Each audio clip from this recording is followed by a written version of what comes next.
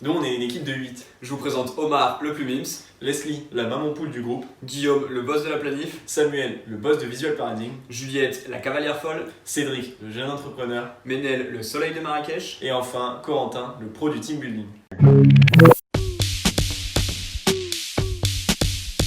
Alors nous, on s'occupe de la création d'un séminaire. Dans ce séminaire, il y aura quoi? Il y aura d'un côté un serious game qui va nous permettre d'introduire de manière ludique ce processus industriel, et d'un autre côté, il y aura l'état de l'art qui va permettre de consolider les ressources théoriques de l'animateur et lui proposer des diapositives de présentation du SNOP.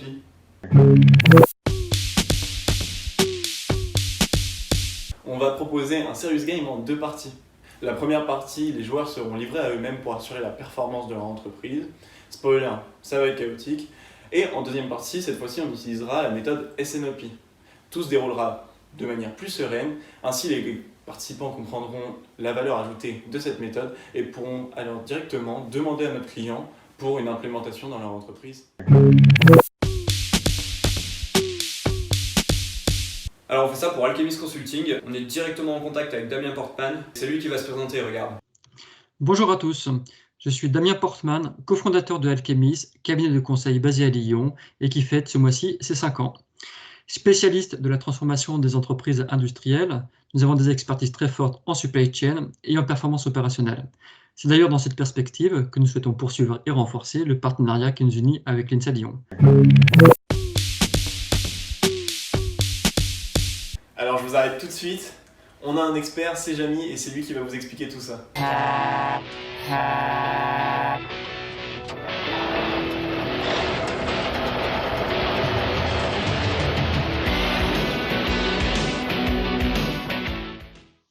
Alors, le SNOP, c'est le Sales and Operations Planning, ou plan industriel et commercial en français. C'est un processus de pilotage qui regroupe les fonctions principales de l'entreprise. Son objectif est d'aligner la demande avec la chaîne logistique, la recherche et le développement, ou encore la finance, pour donner une meilleure visibilité sur les activités de l'entreprise à moyen et à long terme en se basant sur des indicateurs précis.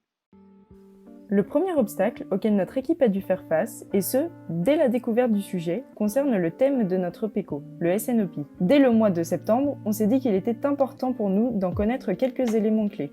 Sans ça, on avait peur d'être trop perdu pour la rédaction des livrables ou pour communiquer avec notre client.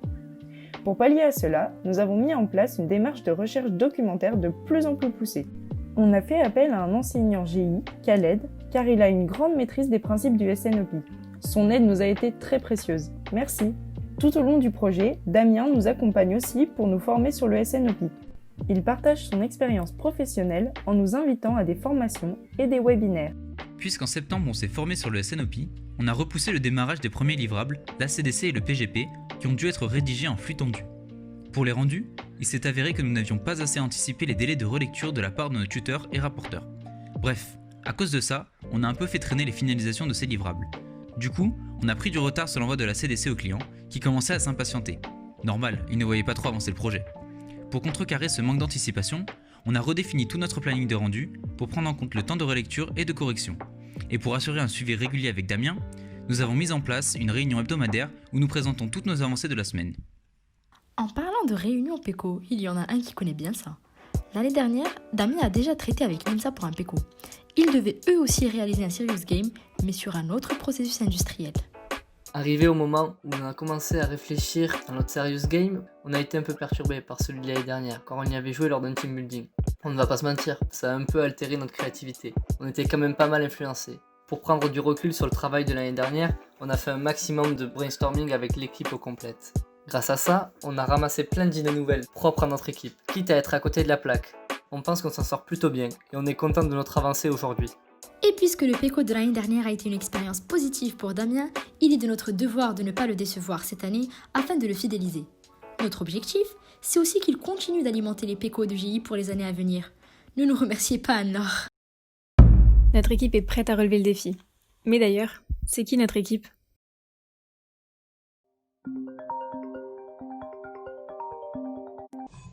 Par contre les gars, je vous arrête tout de suite. L'As de pique, c'est moi. C'est mon association, c'est moi le président, donc ça va pas le faire là. Et Cibitech, parce que notre équipe, c'est As de pique, les As du plan industriel et commercial. Enfin, du moins, on va essayer. Pour l'organisation de notre équipe, c'est très simple. Guillaume est notre chef de projet. Ça s'est décidé naturellement en septembre et on est tous ravis d'avoir fait ce choix. Oui, enfin bon, faut pas trop lui répéter, parce qu'il risquerait de prendre la grosse tête. Oui, t'as raison. Ensuite, on a décidé d'adopter une vision circulaire plutôt que hiérarchique pour organiser notre équipe. Nous sommes tous des ressources de travail, à niveau égal, mais chacun a sa coloration. Par exemple, Ménel, Corentin et Leslie ont été responsables de livrables. Ils ont eu une vision globale de leurs livrables et ont assuré la cohérence entre les différentes parties. En début d'année, on avait désigné Omar comme responsable qualité, mais on s'est vite rendu compte que la définition de son poste était à revoir. À la base, Omar devait regrouper chaque constituant d'un livrable dans un seul et même document, en assurant la mise en page et les corrections de français. Omar a été débordé car les versions finales des parties ont été rendues très tard par les binômes de rédacteurs et relecteurs. On a donc changé de stratégie pour confier la tâche d'insertion et mise en page des sous-docs par les rédacteurs et les parties eux-mêmes. C'est ensuite au responsable du livrable de s'assurer de la bonne mise en forme du document dans sa globalité. De manière générale, notre équipe a fait preuve de pas mal de flexibilité. On a quelquefois eu affaire à des membres pris dans des projets très chronophages et on a su modifier notre affectation des ressources au besoin. En effet, dans notre équipe, on compte des personnes vraiment très ambitieuses. Corentin et Guillaume, qui se sont lancés dans la Formule I avec Michelin pour proposer un serious game en réalité virtuelle. On vous invite à checker leurs vidéos sur YouTube et on les félicite à nouveau pour leur prix coup de cœur du jury, champion. Cédric, qui a seulement 21 ans, crée son entreprise et fait partie de la JE de l'INSA. Attention, si vous voulez un créneau de réu avec Cédric, sachez qu'il est déjà pris de 8h à 22h30. Bon, la difficulté qu'on a rencontrée, c'est qu'avec tous ces projets, ils n'avaient pas le temps. Leurs esprits glissaient ailleurs.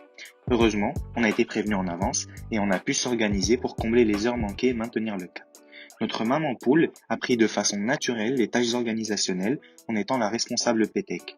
En plus, Corentin nous a expliqué qu'il devait se former au montage vidéo. Et 3 semaines plus tard, on doit produire une vidéo pour le PECO.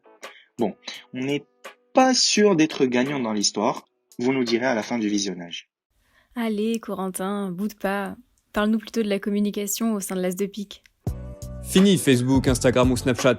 Maintenant, notre nouveau réseau social préféré, c'est Teams. Avec Teams, on s'envoie des messages, on organise des réunions, on poste des publications auxquelles on peut réagir. Peut-être qu'un jour je rencontrerai l'amour sur Teams, qui sait. Enfin bref, nous avons un team pour notre équipe bien organisée. Et un autre team s'est partagé avec Damien. C'est via ce biais que nous le voyons tous les vendredis matins à 10h. Enfin, nous voyons. C'est un bien grand mot. Impossible pour nous de ne pas mentionner la caméra de Cédric, ou plutôt le fait qu'il n'en ait pas. On attend avec impatience que notre auto-entrepreneur investisse dans une caméra grand angle pour qu'on puisse profiter enfin de ses beaux yeux comme en vrai. Bon allez, on sait que tu travailles le PECO derrière ton ordinateur. On te fait confiance, Cédric. Mais bon, c'est bien beau tout ça, mais sans modalité de pilotage, je sais pas comment on aurait fait. Dans un premier temps, on va vous présenter nos indicateurs, et ils sont divisés en 3 parties. On a les indicateurs internes. De manière hebdomadaire, chaque membre de l'équipe attribue une note de 1 à 4 sur 3 points différents. La satisfaction de la répartition du travail, le bien-être dans l'équipe, et le sentiment d'être dans les temps. On obtient alors des courbes informant l'état d'esprit global du groupe, et si un membre a un problème sur un de ces 3 points, on le sait rapidement pour le régler au plus vite. Ensuite, nous avons les indicateurs externes. Ils nous informent du temps passé par l'équipe sur le PECO. On peut alors surveiller le travail et s'assurer que tout le monde avance bien et que personne n'est en surcharge. Ici, un des membres a consacré trop de temps au PECO sur les dernières semaines. C'est pas normal. Il doit alors lever le pied pendant les prochaines semaines. C'est grâce à ces indicateurs externes qu'on peut avertir l'équipe pour qu'elle se donne un coup de boost ou bien le contraire. Enfin, les indicateurs projet. Les deux que vous pouvez observer traitent de l'avancement temporel du projet et l'avancement en travail de l'équipe. Dans ces indicateurs, on peut trouver l'indicateur satisfaction client. Damien nous transmet chaque semaine son ressenti de 1 à 4 sur l'avancement du projet. Et quand il nous donne un 4 sur 4, c'est qu'il est super content de nous. Et ça, comme vous pouvez le remarquer, ça rend heureux toute l'équipe. Et sinon, comment on récupère toutes ces informations ? Tous les jeudis, l'équipe prend sur un Google Form ces indicateurs. Toutes les courbes sont ensuite mises à jour et un point tableau de bord a lieu tous les vendredis matins. Cela nous fait un bilan de la semaine passée. Tout ça n'aurait pas été possible sans le seul, l'unique, Gantt. Bon, pas lui, c'est l'ingénieur Henri Gantt, non, ce sont ces diagrammes qui nous intéressent. Le nôtre a été fait en début de projet et nous a guidés lors de nos premiers rendus. Sans lui, c'est pas 1, mais 3 semaines de retard qui nous attendaient. Alors associé d'un macro-planning et d'une to-do list pour chacun de nos livrables, notre groupe est prêt à faire face à toutes les épreuves à venir, et cela sereinement. Allez, accrochez-vous, on a bientôt fini. Tous ces systèmes de com performants et ces indicateurs hyper visuels ne suffiraient pas pour faire tourner une équipe.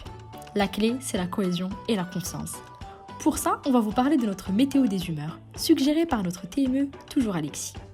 Chaque vendredi matin, après avoir consulté notre tableau de bord, chacun d'entre nous prend la parole pour partager son humeur ou son état d'âme du moment. Ça nous permet de poser sur la table ce qu'on emporte avec nous pour les 4 heures de PECO à venir, ce qu'on a sur le cœur, avant d'embrayer sur l'avancée de nos livrables. On peut s'exprimer sur quelque chose en lien avec le PECO, de près comme de loin. En début d'année, comme on ne se connaissait pas encore, il est vrai que nos météos étaient très axés sur le projet. Mais avec le temps, une confiance solide et sincère s'est installée entre nous. On n'hésite pas aujourd'hui à aborder des points plus personnels. Cette météo est passée d'une routine hebdomadaire et répétitive à un moment de partage et de convivialité. Elle est complétée à 10h d'un petit récap des émissions de télé-réalité du moment de la part de Guillaume. Merci pour ça, Gilles. Bref, on vous conseille vivement de vous faire un petit tour de météo pour votre prochaine réu. En tout cas, nous, on valide. Bon, on va pas vous faire croire qu'on se voit que pour bosser. En octobre, notre Rest Team Building Corentin nous a réunis pour un resto d'anniversaire d'Omar. Même si certains sont repartis avec un petit mal de gorge et qu'on n'a pas été au complet pendant 15 jours, on a passé un bon moment avec. On attend avec impatience la réouverture de la cafette et on espère bien que notre barman saura rattraper le temps perdu. Pas vrai, Corentin? Mais ne pensez pas que notre Rest Team Building chôme pendant le confinement. Après s'être affronté sur Scribble ou Among Us, on s'apprête à tester un escape game en ligne et ça promet. Et voilà, on espère que vous avez passé un bon moment avec nous et que vous avez bien en tête tout ce qu'on a présenté. En tout cas, nous, on a pris beaucoup de plaisir à tourner cette vidéo. Allez, je fais un petit récap pour ceux qui auraient décroché en route. Malgré quelques difficultés liées au délai, au sujet de notre projet ou au format, similaire à celui déjà proposé l'année dernière, on est parti pour fournir à Alchemis un super atelier de formation clé en main sur le thème du S&OP en avril. Même si le PECO n'est pas toujours la priorité number one des 8 as de pique que nous sommes, on arrive complètement à rester à flot dans la production des livrables. Pour surveiller notre avancée, notre tableau de bord et ses indicateurs clairs et concis assurent un suivi optimal de notre projet. Et la confiance qui règne au sein du groupe assure une bonne ambiance générale, super importante pour bien travailler. Allez, à bientôt!